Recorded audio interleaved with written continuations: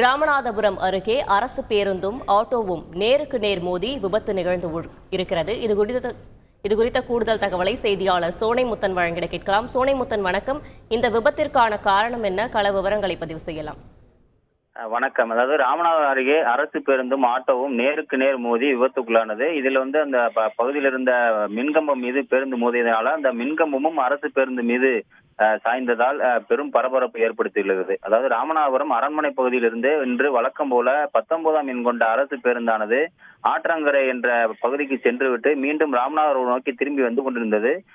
இந்த நிலையில ராமநாதபுரத்திலிருந்து ஆட்டோ ஒன்று 2 பயணிகளை ஏற்றுக்கொண்டு புதுமடம் நோக்கி சென்று கொண்டிருந்திருக்கிறது.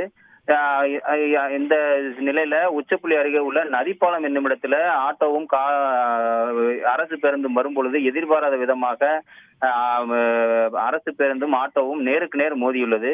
மோதிய விபத்தில் ஆட்டோ பேருந்தினுடைய அடியில சிக்கி அப்பளம் போல் நொறுங்கிய காட்சி பார்த்து கொண்டிருக்கிறோம். மேலும் அருகில் நின்றிருந்த மின்கம்பம் மீதும் இந்த அரசு பேருந்தானது உரசியதால அந்த அரசு பேருந்து மீது அப்படியே அந்த பகுதியில் இருந்த அந்த மின்கம்பமும் சாய்ந்து பெரும் அசம்பாவிதம் அதாவது சாய்ந்துள்ளது. இதுல அந்த நேரத்துல மின்சாரம் துண்டிக்கப்பட்டிருந்ததால அசம்பாவிதம் ஏதும் ஏற்படாமல் தவிர்க்கப்பட்டது பெரும் குறிப்பிடத்தக்கது.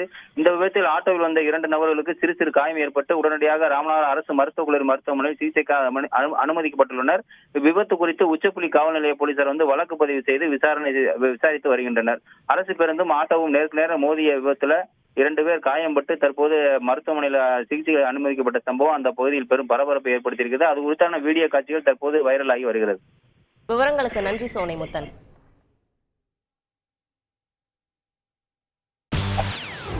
செய்திகளை உடனுக்குடன் தெரிந்து கொள்ள உடனே சப்ஸ்கிரைப் பண்ணுங்க.